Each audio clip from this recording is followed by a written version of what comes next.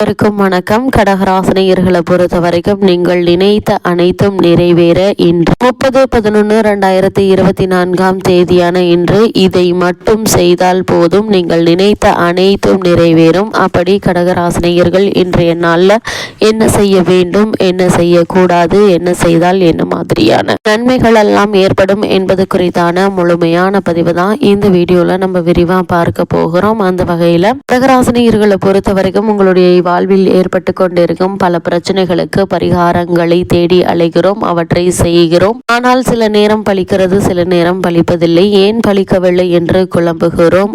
இப்படியாக தொடர்ந்து பரிகாரங்கள் முடிவில்லாமல் தொடர்ந்தாலும் பிரச்சனைக்கு முடிவு கிடைக்காமல் தடுமாறுகிறோம். இதற்கு என்ன காரணம் என்று பார்க்கும்போது முதலில் ஒரு பரிகாரம் எப்படி செயல்படுகிறது என்பதை பார்க்க வேண்டும். அது மனோபலத்தையும் உடல் பலத்தையும் கூட்டுகிறது, புத்தியை தெளிவாக்குகிறது, அதனால் சக்தியை கூடுகிறது, முறையாகவும் சிறப்பாகவும் செயல்களை செய்யும் ஆற்றலை தருகிறது, ஆத்ம பலத்தையும் அதிகரித்து எந்த பிரச்சனை வந்தாலும் சமாளித்துக் கொள்ளும் மனப்பான்மையை தருகிறது. இந்த பரிகாரம் நமக்கு தோஷத்தை நீக்கி நன்மையை தரும் என்ற உணர்வை உண்டாக்குகிறது. அதனால் தான் பரிகாரத்தை சொல்லும் பொழுது அழுத்தமாக சொல்வார்கள். நம்பிக்கையோடு செய்யுங்கள், நிச்சயம் நன்மை கிடைக்கும் என்பார்கள். பரிகாரம் செய்வதில் நம்பிக்கை இருக்க வேண்டும், அவநம்பிக்கை இருக்கக்கூடாது. செய்யும் நாளும் முக்கியம். பெரும்பாலான பரிகாரங்கள் அமாவாசை தினங்களில் செய்ய சொல்கிறார்கள். இதற்கு பிரத்யேகமான காரணமும் உண்டு. அதாவது அமாவாசை என்பது அற்புதமான ஒரு நாள். உண்மையில் ஒரு செயலில் வெற்றிக்கு அடித்தளமாக அமைகிற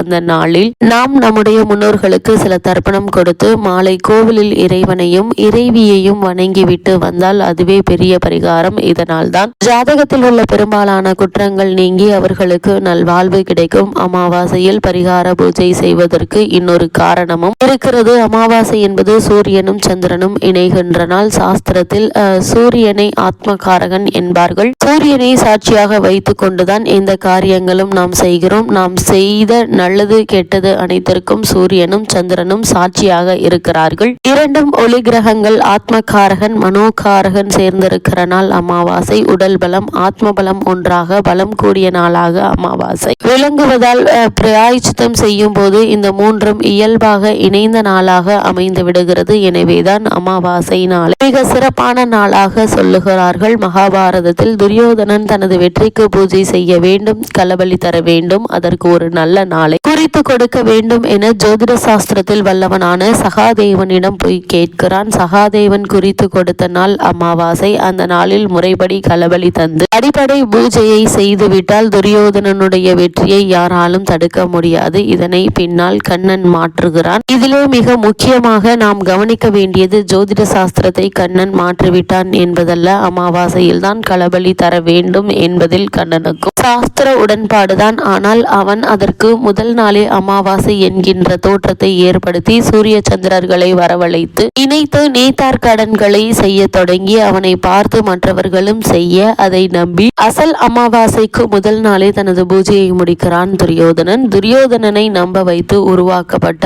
அமாவாசை தினத்தில் இந்த அமாவாசையே ஓதாயன அமாவாசை என்கின்றார்கள். களபலி கொடுக்க சரியான நாளில் பாண்டவர்கள் அதே களபலி கொடுத்து வெற்றியை அடைகிறார்கள். எனவே அமாவாசை என்பது அற்புதமான ஒரு நாள். பெரும்பாலான கோவில்களில் அமாவாசையில் சிறப்பான பூஜைகள் நடைபெறும். கும்பகோணம் அருகே உள்ள திருவிசநல்லூரில் சிதம்பரேஸ்வரர் கோவில் உள்ளது. இத்தல இறைவன் சிதம்பரேஸ்வரர், இறைவி சிவகாம சுந்தரி அம்மாள். இந்த ஆலயத்தில் பஞ்சமுக மகா மங்கள பிரத்யேக்ர தேவி வீற்றிருந்து அருள்பாலித்து வருகிறாள். இங்கு மாதம் தோறும் அமாவாசை தினத்தில் காலை 10:30 மணி முதல் மதியம் 2 மணி வரை நிகும்பல மகா யாகம் எனும் மிளகாய் ஹோமம் நடைபெற்று வருகிறது. எவ்வளவு மிளகாய் கொட்டினாலும் நெடி வராது என்பது இந்த யாகத்தின் சிறப்பாக உள்ளது. இதேபோல் பௌர்ணமி தினத்தில் நடைபெறும் யாகத்தில் கலந்து கொண்டால் 16 வகையான பேர்களையும் பெறலாம் என்கின்றார்கள். பௌர்ணமி அன்று காலை 11:30 மணி முதல் 2 மணி வரை யாகம் நடைபெறும். இவையெல்லாம் அமாவாசை பரிகார பூஜைக்கு சான்றுகள். பொதுவாகவே பரிகாரம் பலிக்க வேண்டும் வேண்டும் என்று சொன்னால் அந்த ஜாதகத்தில் சந்திரனுடைய நிலையும் சூரியனுடைய நிலையும் நன்றாக இருக்க வேண்டும். குறிப்பாக சந்திரனுடைய நிலை நல்லபடியாக இருக்க வேண்டும் அல்லது நல்லபடியாக இருக்கக்கூடிய நாளிலே அந்த பரிகாரத்தை செய்ய வேண்டும். அதனால்தான் நாள் பார்த்து பரிகாரம் செய்கின்றார்கள். அந்த நாள் பொதுவான நாள் அல்ல. ஒவ்வொரு தனி ஜாதகத்திற்கும் அந்த நாள் மாறும். பரிகாரத்தை செய்யும் போது மனம் ஒன்றி செய்ய வேண்டும். மனதில் உறுதியும் நம்பிக்கையும் வேண்டும்.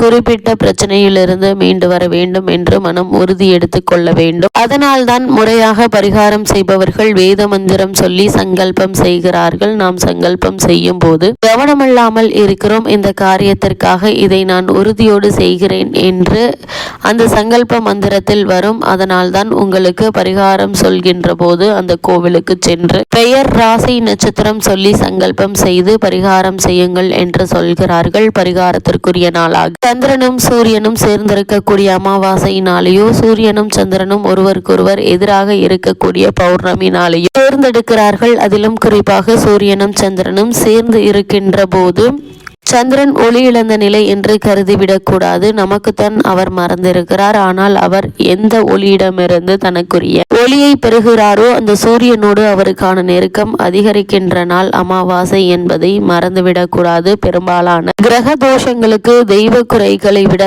தென்புலத்தார் குற்றம், அதாவது பிதுர் குற்றம் மிக தீவிரமாக இருக்கும் என்பதால் தான் பெரும்பாலானோர் அமாவாசை என்று தர்ப்பணம் செய்ய சொல்கிறார்கள். காரணம், பிதுர் குற்றத்தை நீக்கி அவர்களுடைய ஆசிர்வாதத்தை பெறுகின்ற நாளாக அமாவாசை விளங்குகிறது. இந்த ஆசிர்வாதம் கிரக தோஷங்களுக்கு எதிராக செயல்பட்டு நன்மையை செய்யும். அப்படிப்பட்ட இன்றைய நாள்ல கடகராசினியர்களுக்கு மேலும் என்ன மாதிரியான நன்மைகள் எல்லாம் ஏற்பட இருக்கு என்று பார்க்கும்போது இத்தருணங்களை பொறுத்த வரைக்கும் உங்களுடைய ராசிக்கு 3ஆம் இடத்தில் அமர்ந்த கேது உங்களுக்கு மிக சாதகமான பலன்களை அளிப்பார். வெளிநாட்டு வேலை வாய்ப்பு, வெளிநாட்டிற்கு செல்லும் யோகம், அந்நியர்களுடைய உதவி கிடைக்கும் வாய்ப்பு ஆகியவற்றை உங்களுக்கு கேது ஏற்படுத்தி கொடுக்க இருக்கிறாருங்க. அதே போல் உங்களுடைய ராசி தனுசு ராசியில் சுக்கிரன் பலம் பெற்று இருப்பதால் கலைத்தொழில் நன்றாக இருக்குங்க. கலைத்தொழிலில் உள்ளவர்களுக்கு எதிர்பாராத லாபம் மட்டுமில்லாமல் புதிய புதிய சந்தர்ப்ப சாதகங்கள் உங்களுக்கு அமைய இருக்குது. அதே போல் தற்போது உங்களுக்கு நடைபெற்று தசாபுக்திகளினுடைய அடிப்படையில் ஆடை ஆபரண சேர்க்கை உண்டுங்க. விலை உயர்ந்த பொருட்களை வாங்கும் யோகமும் ஏற்பட இருக்குது. உங்களுடைய ராசிக்கு 11ஆம் இடத்தில் குரு அமர்ந்து ராசியின் 5ஆம் இடத்தை பார்ப்பதால் பூர்வ புண்ணிய பலம் அதிகரிக்குங்க. 3ஆம் இடத்தை பார்ப்பதால் எதையும் தெளிவோடு சிந்திப்பீங்க. திருமணம் மற்றும் சுப நிகழ்ச்சிகள் நடக்கும் வாய்ப்புகள் அதிகம் உண்டு என்பது கிரகங்களுடைய சஞ்சார நிலைகள் தெளிவாகவும் உறுதியாகவும் எடுத்துக்காட்டுதுங்க. மேலும் என்ன மாதிரியான விஷயங்களை நீங்கள் கவனமாக இருக்க வேண்டும் என்று பார்க்கும்போது பொது வாழ்வில் உள்ளவர்கள் மிகவும் கவனமாக இருக்க வேண்டிய ஒரு காலம் என்று தாங்க சொல்ல வேண்டும். பெண்களால் அவபாதம் ஏற்படக்கூடுங்க. குடும்ப ரகசியங்களை மற்றவர்களிடம் பகிர்ந்து கொள்ள வேண்டாங்க. பங்குதாரர்களால் பிற பிரச்சனைகள் கூட ஏற்படலாங்க. வக்ரம் நீங்கிய அஷ்டமத்த சனி என்பதாலும் அவர் பார்வை